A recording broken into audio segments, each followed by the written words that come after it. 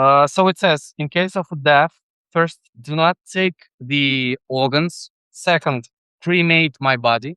And third, destruct or get rid of my ashes.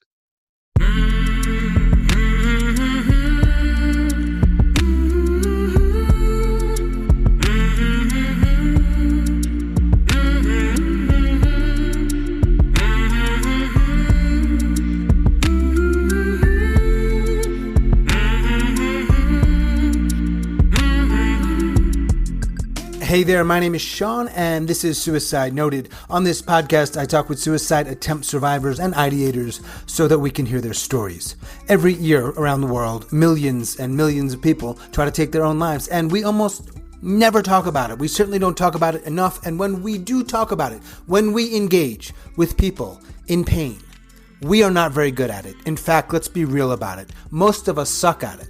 So one of my goals with this podcast is to have more conversations and hopefully better conversations with survivors, in large part to help more people in more places hopefully feel a little less shitty and a little less alone.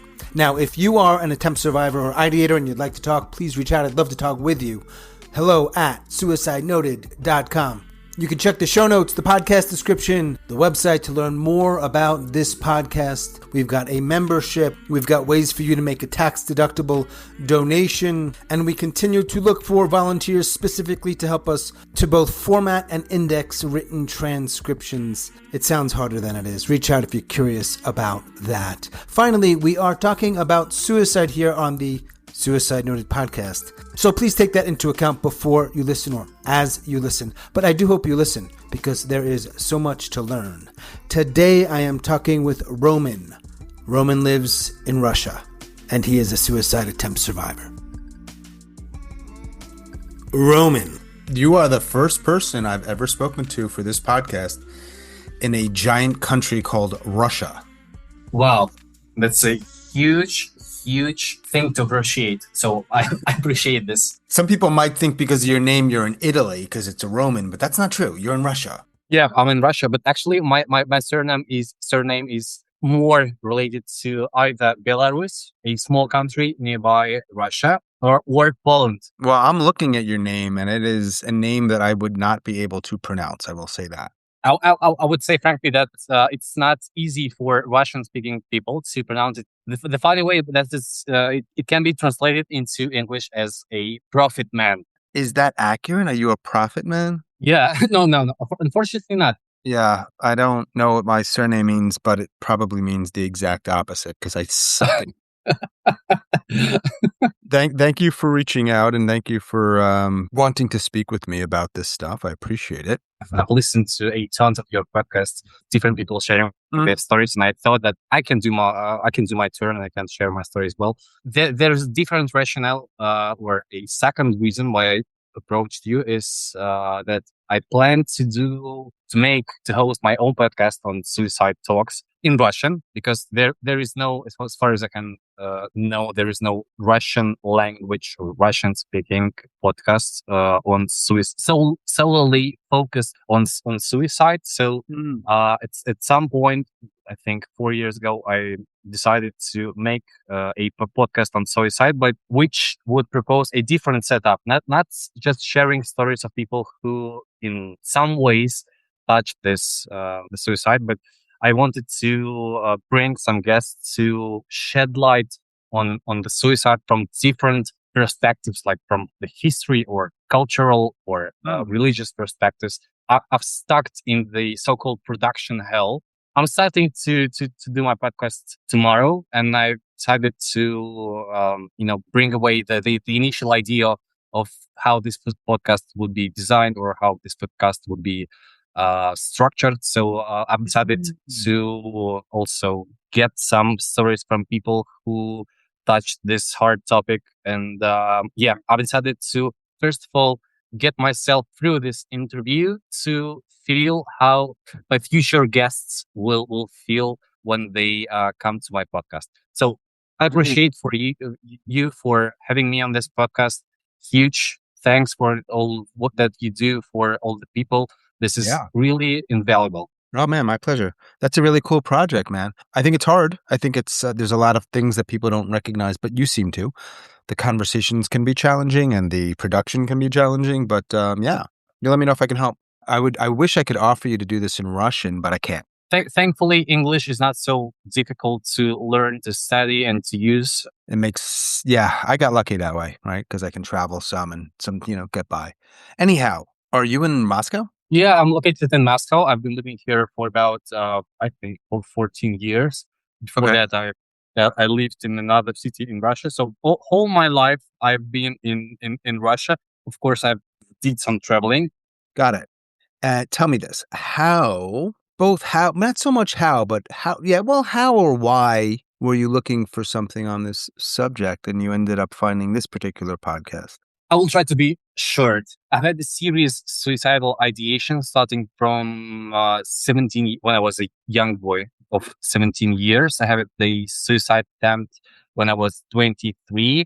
And back in 2021, I decided to jump into the subject of suicide, maybe in some way to get more information about this subject from the one hand, and the decision I haven't completed yet. In some way, I want to get this more information and this other people's experience in suicide, maybe to calm down and see that suicide is very hard and very damaging event to occur in one's life.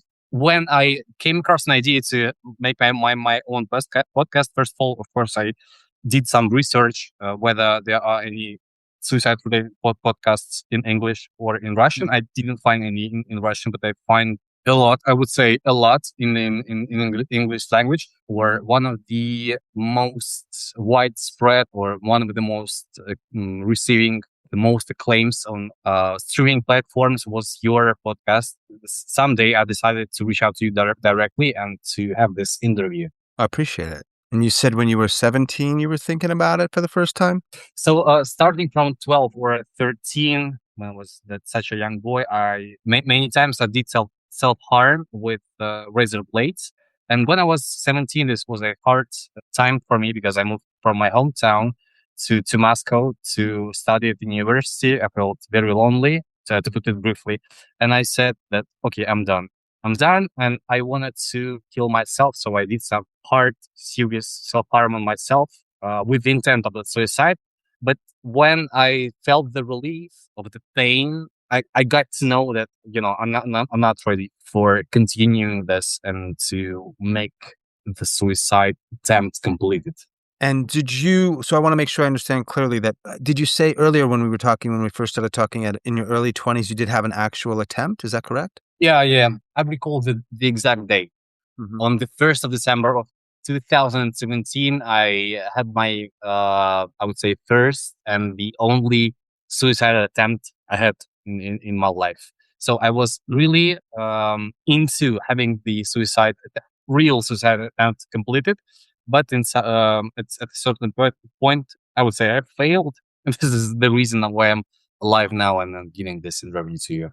Mm-hmm. Well, sure. Right. It's very hard to give an interview when you're not alive. Well, how did you try to end your life? This is a funny thing. Do you know the movie called Stay, which was released in 2005 with Ryan Gosling? There is a female character of a female psychiatrist, who attempted to kill herself by cutting her wrist several times from elbows to wrists. She had approximately 3 cuts on each of her those parts of the hands. And when I was trying to kill myself back in 2017, I had an interesting situation when I mentally recall this part of the movie and the way which the female psychiatrist tried to use to kill herself. I tried to do the same for me, but I did 7 cuts on my left hand, and I was, lying in the hot bath, and my heart beat was very fast. For this reason, I felt very nauseous, so I feel dizzy. Mm-hmm. And for this reason, I didn't decide to do the same amount of cuts or any cuts on my right hand of my upper limb. So I ended up with seven cuts on my left one, and I decided that this is not the time I will die. So I'm not dying today. And I ended up with just having those scars on my upper limb. Is there a why? Is there a general why, and is there a situational why? So by the general why, I mean, the main overarching reason why you want to end this life. I believe I didn't have that much ideas in the fundament of this general question.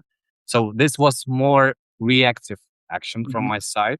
Yeah, and definitely from the second perspective, there were different reasons to commit this attempt to end my life.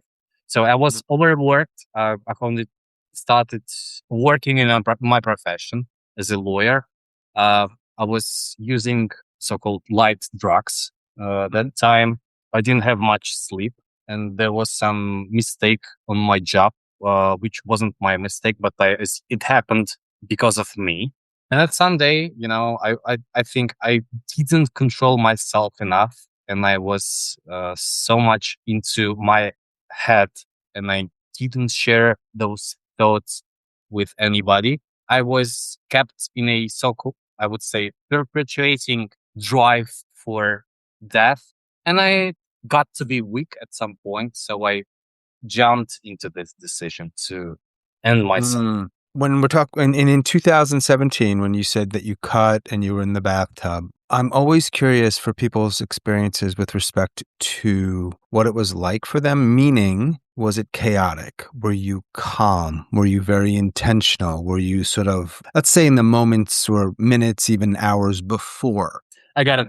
That day, I got to know that there was some mistake in my law firm. I thought that this was because of me, but it wasn't.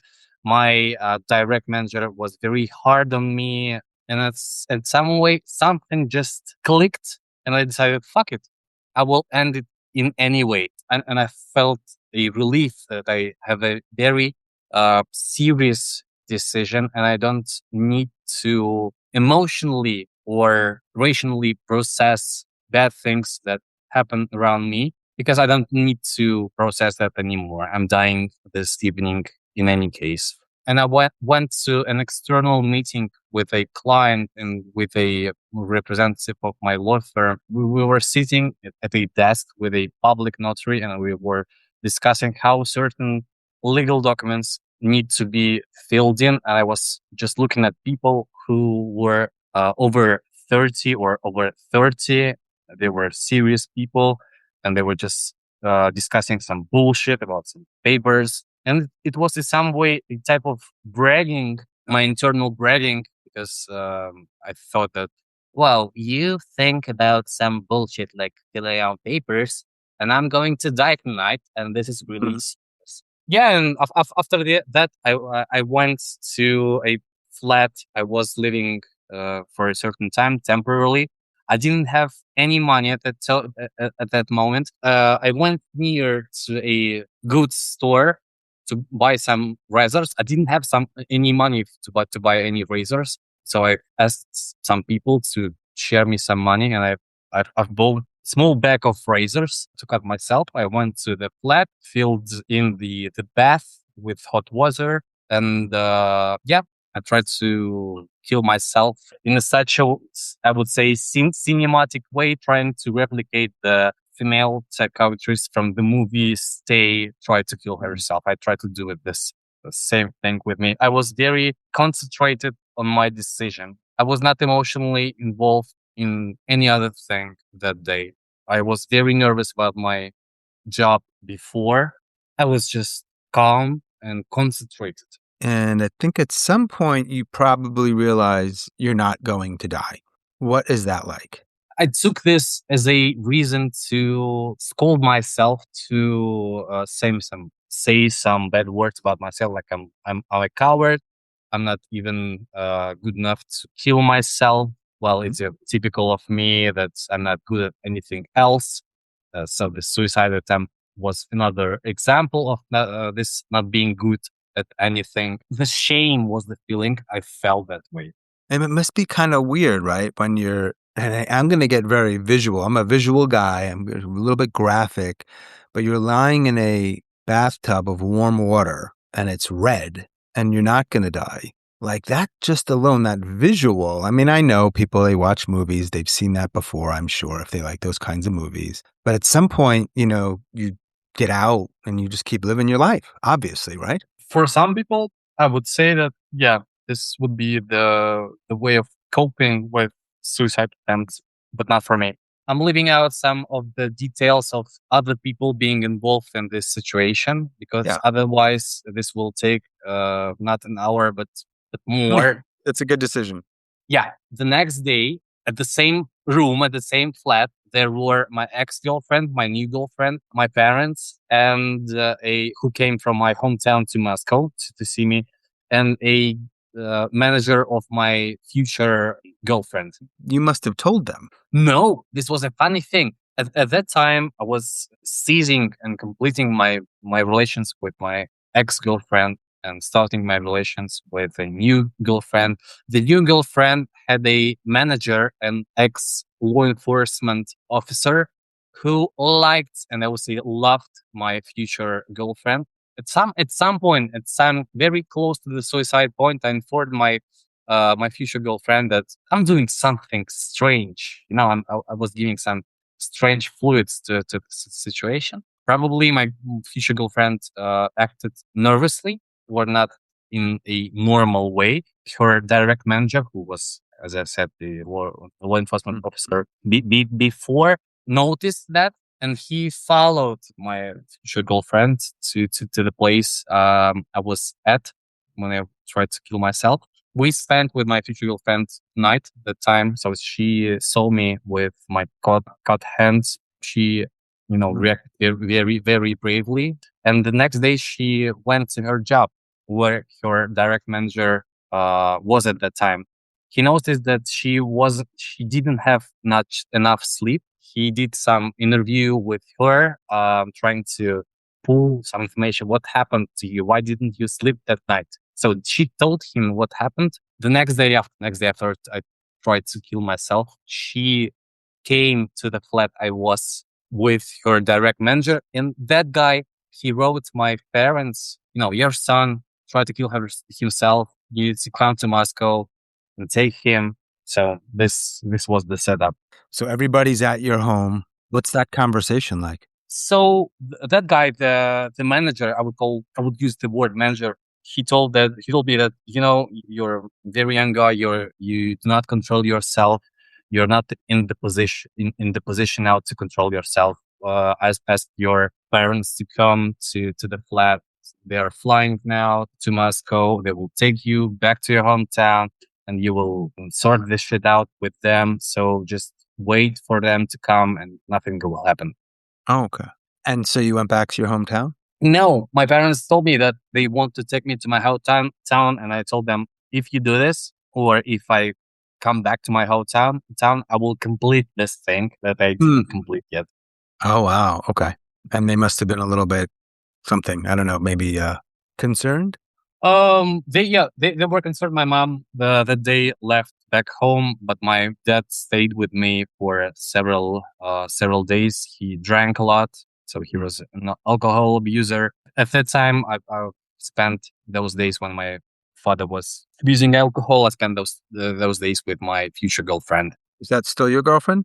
Unfortunately not. I was bad in relationships, so we split up in the end of 2020. Did you go to a hospital? No, I didn't go to hospital. Okay. So basically, since then, you've just been trying to do what you can to be okay. Yeah, in some ways, I've got some ups and downs. Well, I wanted to ask you, and this is a tough question because you're just Roman. You're not necessarily a spokesperson for the Russian mental health system. Whenever I talk to somebody in a different country, especially, I'm very curious. And I know it's just your opinion or personal point of view.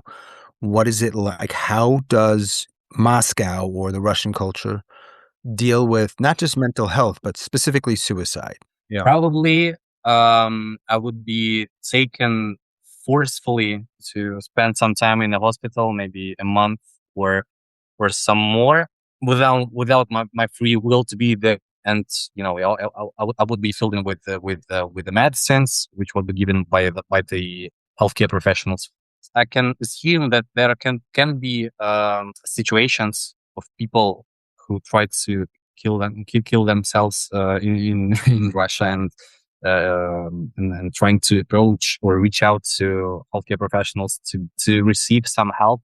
I can assume that there can be situations where there won't be such harsh consequences and repercussions. Is it common these days for people to talk to a therapist there? I would say that it becomes easier for people to reach out for psychotherapy or to reach out to psychiatrists. So it gets easier from year to year, but still it's not so omnipresent or omni-welcome by people that people reach out to some mental help.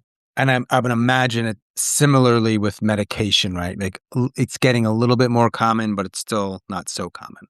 Yeah. So I've just came across about this news. Russians doubled their use of antidepressants this year, but nonetheless, I'm not so open to my even colleagues or my acquaintances that I receive medication for my mental health.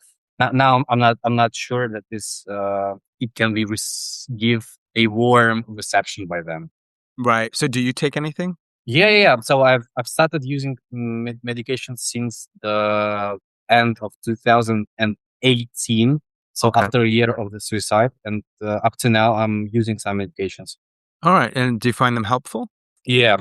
I believe, and I think this is true, that I wouldn't be here if not for them. That's interesting. So I know that the people in your apartment the day after your suicide know about your attempt. Does anybody else know about your attempt? Do you talk about it? When I split up with at that moment, my future girlfriend, after I split up with her, I've started some dating in an extensive way. And I've started sharing not only this personal story, but other very personal stories from my life, but people I've only met 15 minutes ago. I was very open about sharing some serious or sensitive topics, not only suicide related, but maybe sex related or violence related. At some point, I quit doing so. Why did you quit? Maybe because I met my current girlfriend, and there was any need to go to dates and to share personal stories with people. I know that each situation or person is different, but how did they respond when you shared this, especially about the suicide stuff? I imagine some were surprised or shocked. Others weren't, maybe?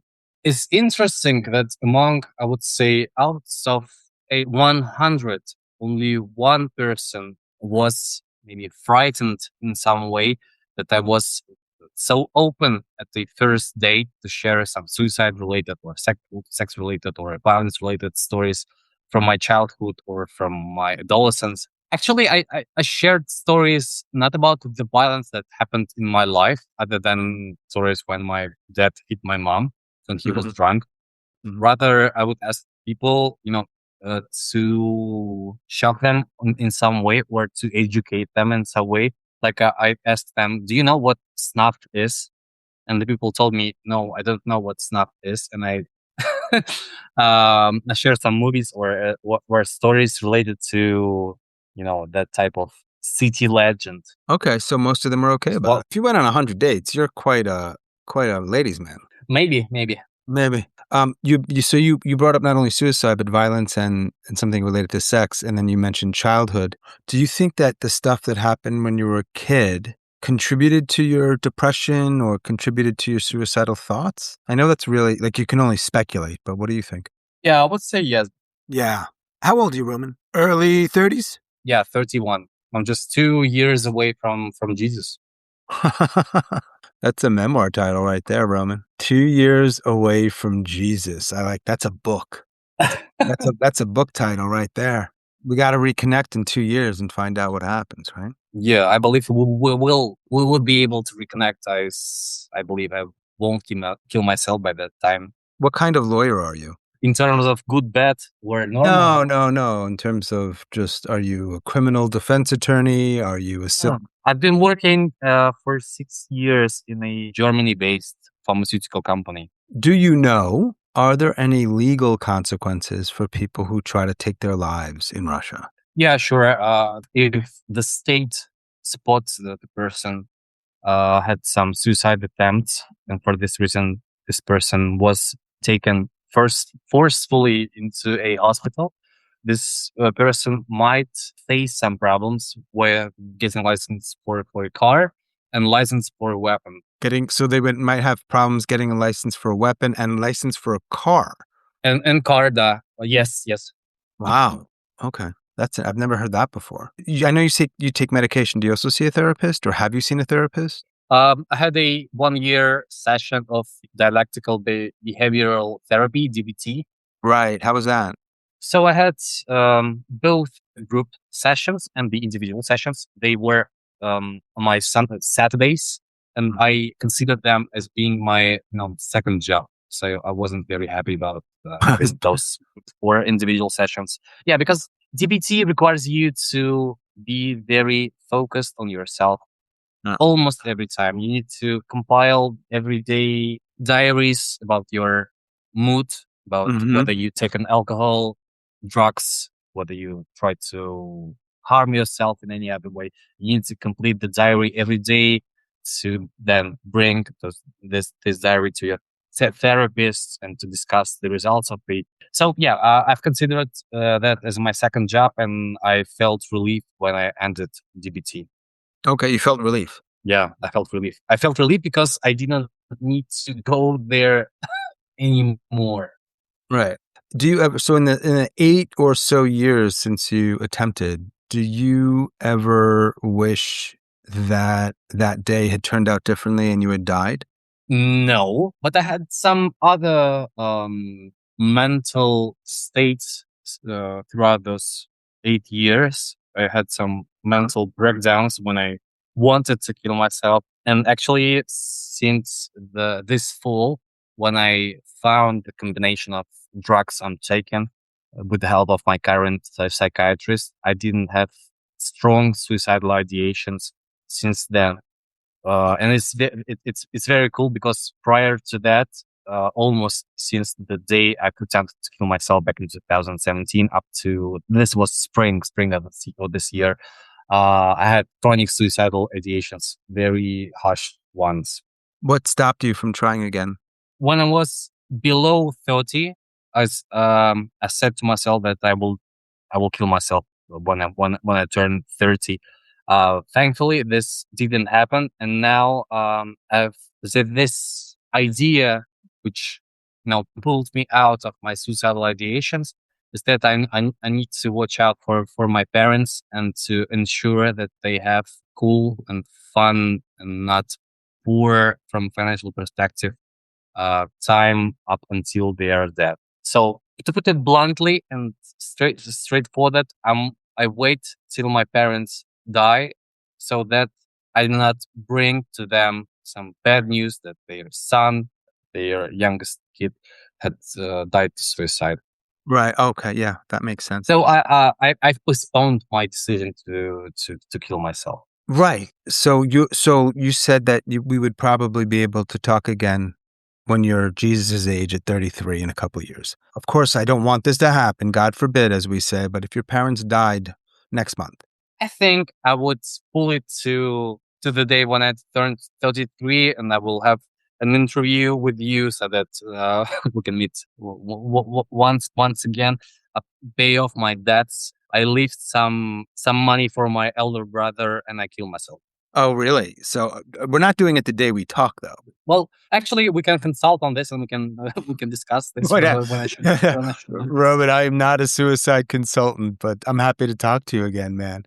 Do you have an idea of how you would do it? I mean, how specific are you thinking about it when you do take your life? I'm not sure about a specific type of taking my own life, but I would love to have it painless. Right. It sounds like you're not going to make it to old age. Yeah, definitely. I don't want to be an old man. I would say that the reason why I don't want to be an old man is that I'm not sure my life would be easier and more joyful, which is more important. That makes sense. Did you? So I forgot to ask. Wanted to ask you a question. When you did your DBT, or maybe it wasn't then. Did you ever get a diagnosis that you thought is accurate and correct? Well, actually, I had approximately 4 to 5 different diagnoses, starting from major depression disorder, which I agree with, chronic suicidal ideations, which I also agree on, to bipolar disorder. I'm not agree with. Borderline disorder. Borderline. Okay. Borderline disorder. Yes, right. How this called? Obsessive compulsive disorder. Okay. That's a lot of diagnoses. I agree only on 2 of them. I have I have chronic suicidal ideations, and I have the major depressive disorder. Okay, so you don't agree with the other ones. All right. Yeah. Well, so given that you said a few minutes ago that you want your death to be painless, I think now's a good time for me to ask you the pink and purple pill question. Yes. Which is, if I give you a pill, and if you take the pill, you go to sleep and there's no pain, and you do die 100%. And we can also add, if you want, you don't have to include this, that nobody knows it's a suicide. What would you do with the pill today? We're not talking 2 years from now, just today, November 14th, 2025. Hard question, an easy answer. I would take it. Right now? Yeah. Didn't you say earlier, though, that you don't, with your parents being alive, the challenges with that? Yeah. I said that, but up to now, I haven't been proposed a pill to definitely kill myself without any pain. Right. I have this chance, and I take it. I mean, you can also save it. Wow. Okay, I can save. I would sell. I will save it then. Okay, you would save it. Yeah. Whew. I'm also curious. This is a little bit unrelated. Well, it's not unrelated, but because I know you had a couple of reasons for wanting to talk with me. Did you tell anybody that you're having this conversation with me about this? Yes, to a friend of mine from my job. What did they say? They say, "Good luck, then. You use that time to get as many experiences you want to then contribute to your own podcast and have fun." Right. All right. I mean, I don't usually hear people say have fun, but I like it. Of course, it's fun in some way, especially for a person who is not very conversant in English to practice English on this not so easy topic. Yeah, no, I appreciate it very much. You said that this last spring, the suicidal ideations mostly stopped. Yes. It was so interesting to hear that, but then to hear your answer about the pink and purple pill. But this stuff is complicated. I know life is complicated. If you were feeling really, really like you were going to kill yourself, do you have anybody you could talk to about it? I have such people, but I do not talk to anyone when I feel in the moment that I want to kill myself. I'm processing this internally. Not your girlfriend? Whoa, no. This is a very, I would say, strange thing because I've told her about my suicidal ideations and attempts at our first date. Since then, I didn't share with her about any of my suicidal ideations. At the moment, I was having it, but because at one point we had an argument, and she told me that, "Oh, you always want to kill yourself," and I told her, "Okay, this is the reason I will not tell you anymore when I want to kill myself." Right, of course. I like the voice that you used for her as well.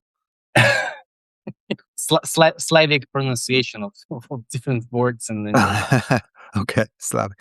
Well, not only did you not share anything since your first date about that, but she never asked. No, she told me that if you feel shitty, I'm open for you to share your feelings.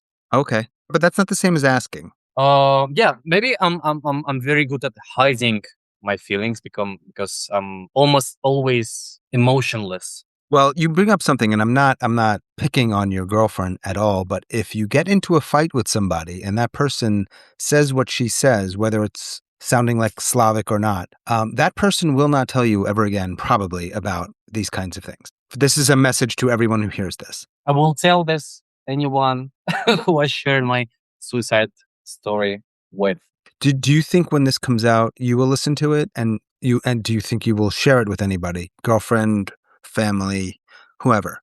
I think I will share the transcription of this podcast with my mother.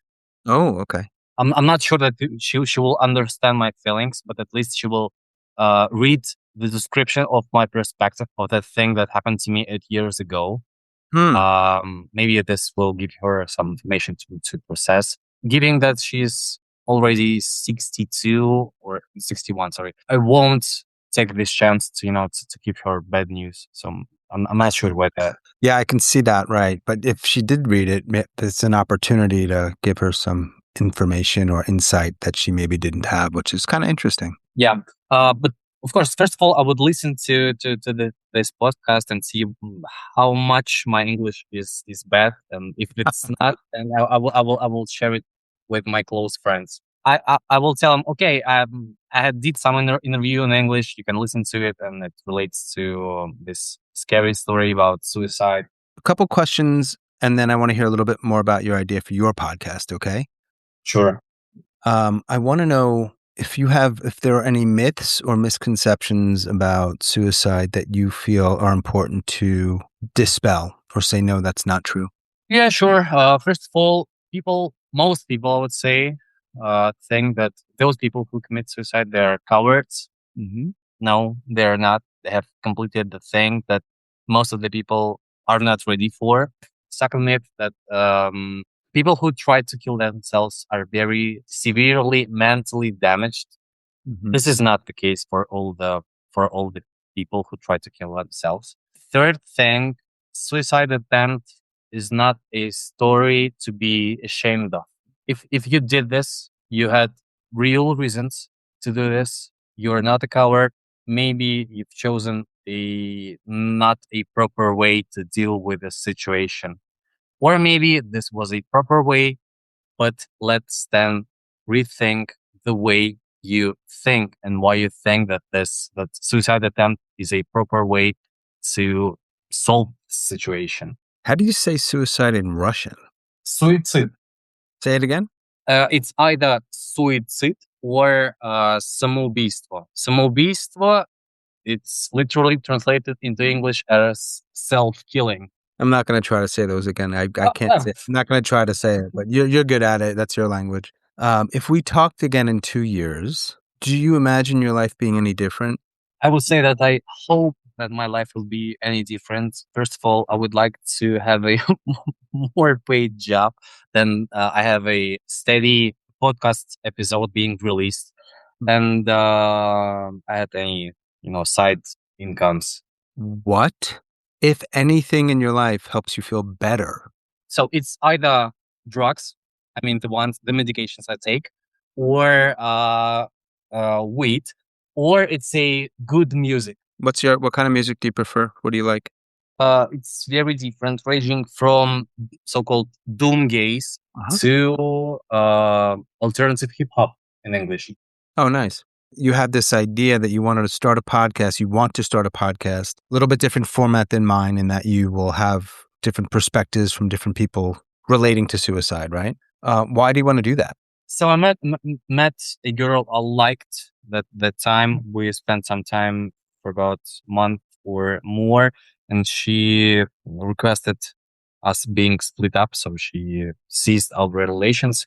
I had a mental breakdown that time, and I was once again cutting myself to cope with the stress. And I thought, wow. So my psychiatrist told me to find a hobby other than my job, and I thought that creating a podcast will be very cool. Would let me to spill out some like creative energy or ideas. And then I was thinking about the topic. Just immediately realized I've been thinking about suicide for many years, surrounded me for many years as well. So why wouldn't I take this topic as a theme or a subject matter for a podcast? Yeah, and I decided at that time that, okay, this would be a good idea. There is no other podcast in Russian related or focused on suicide. So Isn't that amazing? Not one. yeah, I didn't find any. Of course, I found some episodes within the psychology related podcast, but no suicide focused or suicide related only podcast in Russian. What's the? Do you have a name for the podcast? Yeah, it's. I was thinking a lot. I had many variations, and I stopped on Suicide Talk. Suicide Talk transcripted into Russian, so it's even in Russian sounds like Suicide Talk. And you'll be interviewing people or talking with people. No, I will interview people. So I'm not eager or not willing to share my own story. I will give the lights to my guests so that they can share their stories and their feelings and their views. So when's the first episode coming out? I'm not sure yet. So I'm not planning the release of the episodes because, those 4 years when I was processing this idea and I, started creating a logo for the podcast or starting creating a musical jingle for the podcast. So I did some ancillary, some miscellaneous things other than, recording interviews with people. And I've decided that, I need to finally record interviews with people. This will be the first step in creating a podcast. So tomorrow evening, I'm having my first recording. I will try to collect from 4 to 8 different stories or interviews with people and then only release them in some periodic release way. Right. Yeah, I didn't do it that way. I just, a lot of podcasters, they'll have like several episodes they release in the beginning. But I just did I just started and released one and then another, just like I do it. But hey, everybody's got their own way of doing it. I wasn't very strategic about it, but it's worked out. It's okay.